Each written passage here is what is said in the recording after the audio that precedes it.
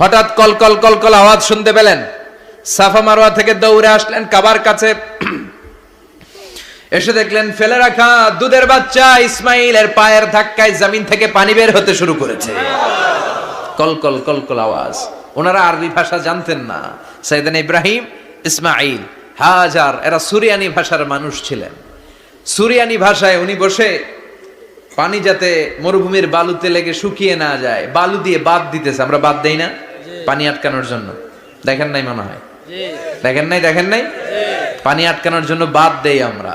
হাজার এসে বালু দিয়ে বাদ দিতেছে নিজে নিজে, আর নিজের সুরিয়ানি ভাষায় বলতেছে জাম জাম মানে থাম থাম, পানি যাইস না তুই। জাম মানে কেফ কেফ, স্টপ স্টপ, থাম থাম, আরে পানি চলে যাস না, থাম থাম। ওনার মুখ নিঃসৃত এই ঝাম ঝাম শব্দ দুইটা আল্লাহ এত পছন্দ হয়েছে, কিয়ামত পর্যন্ত আল্লাহ এই কুয়ার নাম ঝমঝমের কুয়া করে দিয়েছে।